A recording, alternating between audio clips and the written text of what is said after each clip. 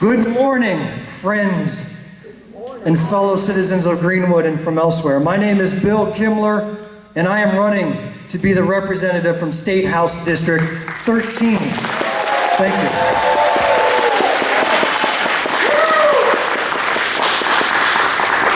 You know, I listened to Judge Moore, and I was very inspired by what he was saying. It took me back to my college years. My roommate at the time was a political science major. I was majoring in physics and mathematics. And I would constantly mock him and say, political science, that's not a real science. Physics, math, that's real science. And then here we are half a lifetime later, and my college roommate is making $1 million in insurance, and I'm running for office. So we have a long campaign, 220 days to go. I know that number, I look that number up every day. And we're going to talk about issues, and there's a lot that's on my mind. I've got lots of opinions on a lot of subjects, and I want to share more about who I am. That could take hours. So we're going to pace ourselves over these months, these long summer and fall months. Instead, today I would like to share with you my motivations for running. Why? I've said this from the outset. I'm not a politician. I'm relatively new to the world of politics. 2016 woke me up. And not in a woke fashion, as people like to say. I'm talking about I paid attention. I saw what people were saying and doing, and I got involved. But I never considered running for an elected office. I became chair of the Greenwood County Democratic Party, not out of some passionate, waving flags and demonstrating in the streets motivation, but more of an organizational motivation. I saw there was an opportunity to get organized, to get things in order, to enable our candidates to run with a strong team behind them. So what changed my mind and made me enter into the world of being an elected official? You know what, I'm going to change microphones here. All right, much better. So I have 4 reasons about why I decided to run. Number 1, I've said this all the time and I firmly believe it. A healthy, functioning democracy works best when there's choices on the ballot. Do you agree with that? Right? When you show up in November, do you want to see just one name? No offense, Judge Moore, unless it's Judge Moore's name. We support him. But you want to have a choice, for better or for worse. You want to have that option. And no candidate should be allowed to skate in without a healthy debate of ideas. So I worked really hard in the background trying to find somebody to run for House District 13. Contacted a number of people, had quite a few lunches. Senator Nicholson was part of that endeavor as well. Just couldn't find anybody, and I was watching SC votes several times a day to see who was running, and then Wednesday morning came, the final day of filing, and there he was, just sitting all alone, Representative John McCraven. And I said, well, that's not going to stand. So even if I have to throw my name out there, there will be an option on the ballot in November, and you will have a choice. But that got me reflective, because I really do not intend just to be a name on the ballot. I do not intend just to be a political rabble-rouser as well. I take this seriously. Anybody who knows me knows I don't do things half-baked. When I go in, I go all in. So I got reflective, and this brought me to number 2. Why am I running? Why is it that nobody stood up to run for State House 13? Why is it that nobody filed to run for County Council District 2? Councilman Mark Allison, he's a good guy. I've got nothing against him, but he should have had competition. Everybody should have competition. And we tried. These 30, 40 people contacted just in the last 2 weeks to run for County Council District 2. Nobody. So here's why I think people don't run, and it's out of fear. All right, several fear. First, fear of being attacked. It is politics after all, right? And with it comes attacks. Fear of finances. How much money do I have to spend in order to run? Fear of failure. What if people don't like me? What if they don't show up? Fear of time. Oh my gosh, I'm so busy as it is. I'm involved in this, that, and the other thing. I have a job. I mark all those boxes too. I'm a little scared. I'm not wealthy. I don't have real estate dealings throughout the county. I have a mortgage and a couple of cars, some kids, right? I'm pretty vanilla as it gets. But one thing that I wanted to do, and when I was thinking this over, this is what gave me the inspiration to consider for running, is that I'm not running for myself. I'm not even running for the here and now. I'm running for the future. I'm not running for my future. I'm running for all y'all's future who might be considering running for office. I'm going to be running an interesting campaign. This will be the most open, transparent campaign that has ever existed in South Carolina. I am going to share every step of the way and peel back that veil of mystery about what it takes to run for office. Because you know what? It doesn't take all that much. It really doesn't.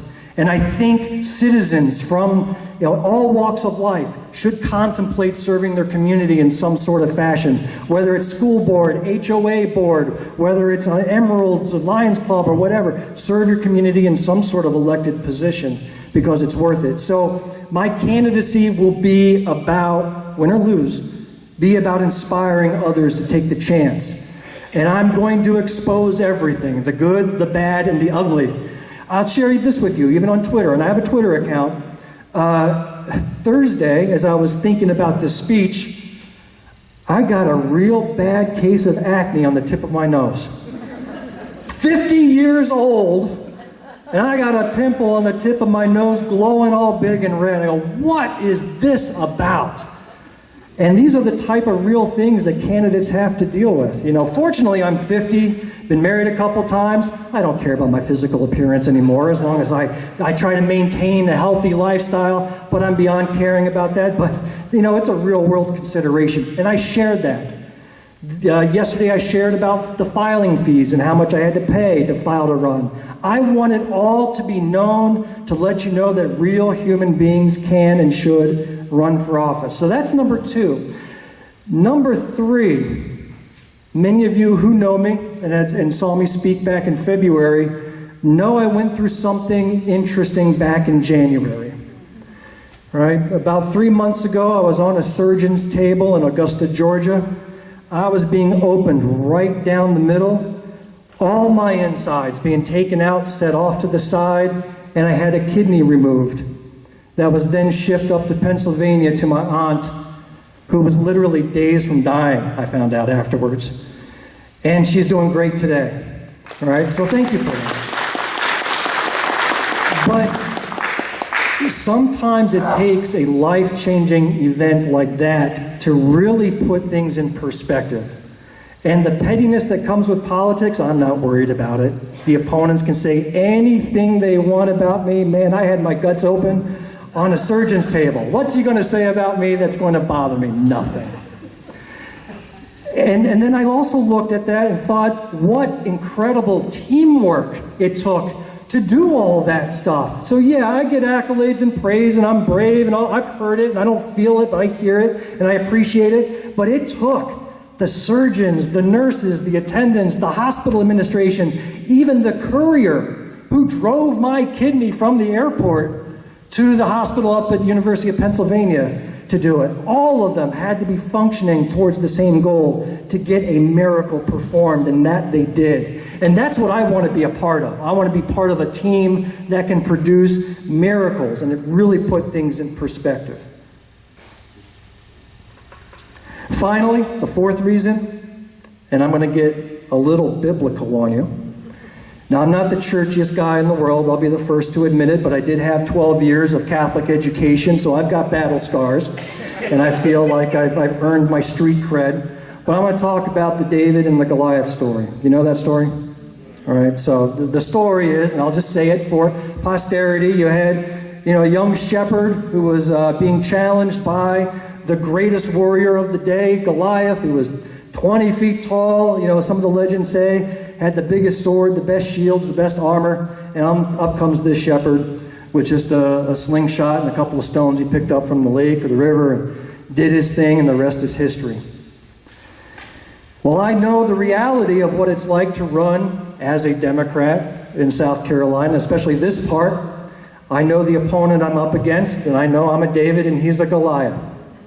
But there's 2 things about that story that I wanted to bring to your attention. Number 1 is you got to take a shot, right? David had to take that shot. Now, he may not have been the first one to take that shot. I'm sure there were a lot of Davids before him that tried against Goliath and didn't succeed. But you got to keep taking that shot, and who knows, one day that shot will hit right in the middle of the forehead, and you'll come out victorious. But there's a second part to that, and I refer to an author I enjoy reading, Malcolm Gladwell. And he kind of turned my thoughts upside down about that David and Goliath. You think it was an uneven battle? Malcolm Gladwell says, no, let's think about this. Goliath showed up in his traditional garb, sword, shield, armor.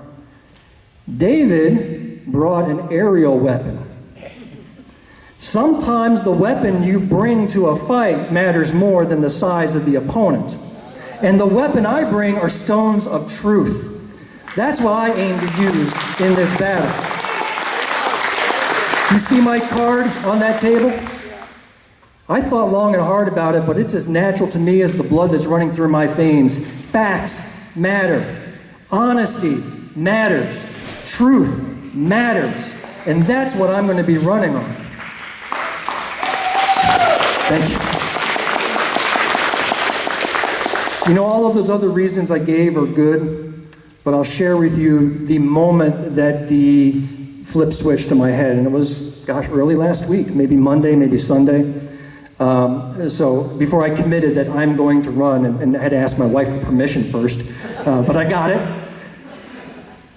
But I started seeing in the last week just this acceptance of dishonesty among politicians.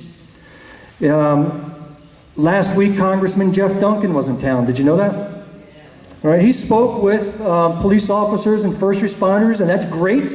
That's what a congressman should do, and I think more of it should be done, so I certainly applaud that. But as he spoke with them, he started getting in their emotions and started riling them up, and he said, quote, "The media only reports bad things about police officers, and maybe they should start writing good things once in a while." I saw that quote and I said, what malarkey? Anybody here read the Index Journal on a regular basis? I'm a daily subscriber, most of you are. Can you name off the top of your head several articles just in the last couple of months that were positive about our wonderful men and women in law enforcement? I did. Over the years, they are constantly front page, good news about things that they're doing in their community, as it should be. So why would a congressman stand there, stare you in the eye, and tell you an outright lie like that, and not be challenged? In the newspaper, a person whose name I don't remember wrote a letter to the editor and said, before Joe Biden, America had energy independence. I've heard that all over the place. Is it true? Well, I looked it up. Do you have any idea how many millions of barrels of Russian oil we bought between 2016 and 2020? The golden years, as some would think? Lots of millions of barrels. Were we energy independent? No. But why do they feel emboldened to say that and get away with it? Finally, on Facebook, the current representative of House District 13 posted an article from Fitz News. Right? It's kind of a tabloid journal. They do some interesting things, but they're kind of on the tabloid side, more emotional than anything else. And John McCravey posted an article from there that was a gotcha over at De La Howe School of Agriculture.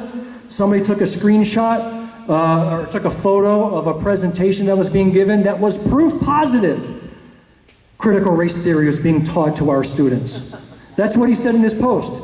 See? It's being taught to our students. Now, I opened the article. I read the article. Who reads articles? I do. And what it was a faculty training event. No students were being taught anything. This was faculty training, part of a week-long faculty training where there's millions of speakers and lots of things to go about, and this particular subject was on diversity and being aware of the diversity of your students, which are things that even when I was a high school teacher back in 100 years ago, I had to go through that same training. So I called him out on it on Facebook. I said, why would you say these were students being taught when the article clearly says it was faculty? He didn't respond to that point. Didn't respond. Facts honesty, truth. They matter to me. We can disagree on the issues. We can have productive conversations. We can compromise, find a solution where necessary, or agree to disagree. But I won't entertain you if you're going to come at me without facts, being dishonest, and having disregard for the truth. Can't deal with that. I don't know how you can sit in hearing after hearing in Columbia, take testimony from doctors, nurses, teachers, students, and dismiss it all, and be completely unappreciative of anything they had to say. To me, that's just crazy. And that's why I'm running to bring sanity to Columbia on your behalf. My name is Bill Kimler. Visit my website, Kimler for Sanity, SC. That's what I'm going to go with. I don't want my name being mentioned without the word sanity being right next to it. Because I think that's what we need after these past 4 years, is a little more sanity. So I appreciate your support.